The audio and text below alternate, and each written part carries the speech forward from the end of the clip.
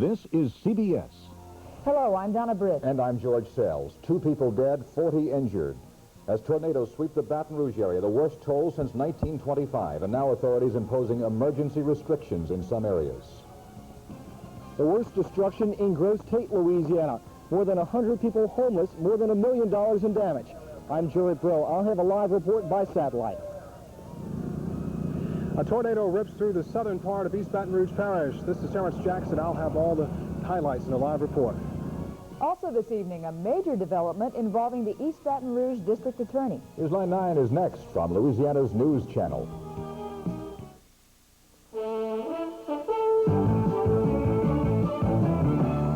Thank you for watching WAFB Channel 9, Louisiana's news channel. This is Newsline 9 at 6 with George Sells, Donna Britt, meteorologist Mike Graham, and sports with Andre Moreau. The incredible power of Mother Nature slamming into the Mississippi River shoreline at the old river bridge. The flashes you see are electrical transformers. The funnel cloud, one of at least 6 tornadoes that cut a swath across Metro Baton Rouge. 2 people dead, at least 40 injured. This home video by Brad Lancaster of Fort and Tablata Engineers of Baton Rouge. Now watch closely as the camera pulls back in. A transformer explodes, and 4 parishes around Baton Rouge go on emergency footing. Good evening. It's taken all day to even begin to recover from what nature did in just a split second. Now we're going to begin a tour of where emergency crews are now working. We go first to Gerard Braud now via the Skylink 9 satellite. He's reporting live from Grosse Tete, where time stood still this morning. Gerard? George and Donna, at 6:10 this morning, every clock in Grosse Tete stopped. The power went out. People were getting ready for work, and they all tell us the same thing. They heard a terrifying roar of wind. They looked out to see an ominous black cloud, and they had just enough time to take cover. Winds were so fierce that Amos Turner's house trailer was picked up and wrapped around this tree. Along with his wife and 3 children, they went for the ride of their life.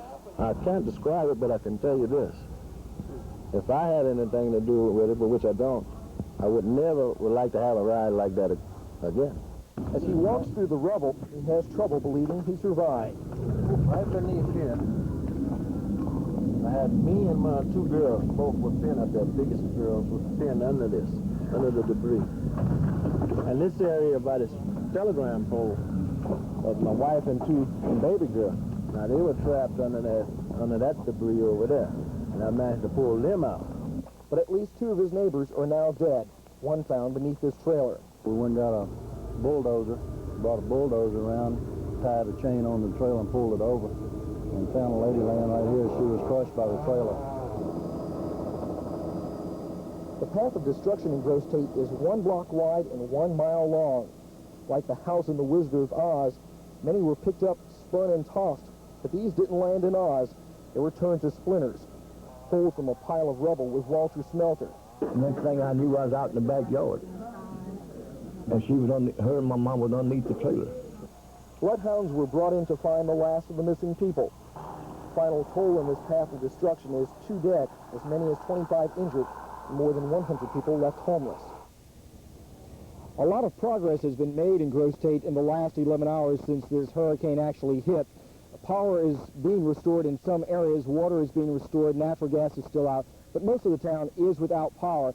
Rod Stearns was here and went through the rubble with some of the people here in town. Residents began sifting through the rubble to salvage whatever they could before the shock had even worn off. My 43 years, I have never seen anything like this. So that's about all we got out of it. A few clothes, they were wet and beat up. Many found little left, maybe a few clothes and things, but nothing resembling the homes they'd worked so hard to build. We had just had a roof put on this house a couple of years ago. We had to have the whole thing repaired, redone, from beam to ceiling and roof. We got to work now with those who are left to see if we can rebuild it, okay? Mid-afternoon, Governor Roemer toured the area and promised to help the victims as much as possible. The biggest thing we can do is to work with the federal government and get it declared what it really is, a federal disaster area. And that'll give us the most money the fastest. Workers with heavy machinery moved into place to fix tangled telephone and power lines.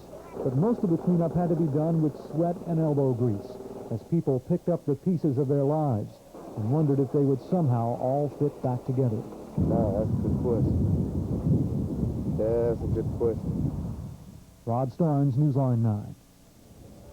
The first of the National Guard units called in by the governor should be here in just about 1 hour. A few minutes ago, police came through on a loudspeaker announcing that there would be a strictly enforced curfew in Grosse Tete tonight beginning at 8:30. Now, the homeless, we understand there are 100 to 150 people who need shelter tonight. They will be housed in the Shady Grove High School in Rosedale, Louisiana. The governor right now is working to get emergency funds from the federal government as well as in-kind services from around the state. The mayor and the police jury here are setting up a relief fund, asking for both donations, clothing. The governor also says that he's hoping that he can get some type of housing in here, perhaps some mobile homes in here within the next 24 to 48 hours to help provide relief for the homeless. George, Donna? Okay, Jared, you know, when I was out there with you this morning, people, I think, were still in a state of shock. They really didn't realize what had hit them. Is it starting to sink in psychologically now? You're starting to see the tears and the sort of thing we hate so much to see in something like this? Certainly so, George. Most people have returned to their homes shortly after the disaster, around 9 or 10 o'clock when you were here this morning. Most of the people left. They had gone to evacuation shelters to get out of the rain, to get something to eat, to warm up. They're all coming back now. They're actually out in their yards picking up things, trying to repair houses where possible, trying to pick up things from homes if they can actually find them. But it's going to be a while before things get back to normal here.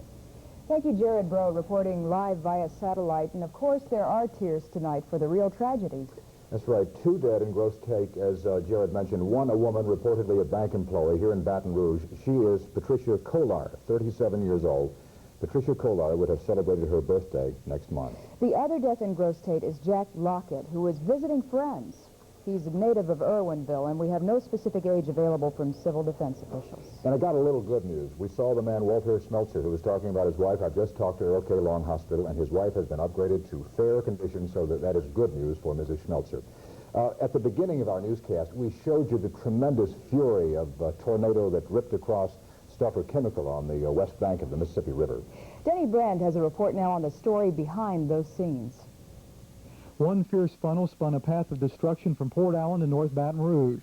The twister moved across the Mississippi River, striking the Merrimack Power Plant near the old 190 bridge this morning. It then headed to Stauffer Chemical and LaRoche Chemicals on the east bank. The dramatic pictures were captured by Brad Lancaster of Fort Tablada Engineers of Baton Rouge with a home video camera. It was shot from a Coast Guard vessel in the river. See the twister as it strikes Stauffer. Watch the power lines as they light up when the storm rips them up. And then a big fireball erupts. Stauffer sustained a lot of broken glass and power outages, but the plant will be able to operate once the power is restored. Stauffer manager Jack Olton says there were minor injuries caused by flying glass. Chase Talbot of New Orleans was injured when a piece of sheet metal flew off the Merrimack and hit him.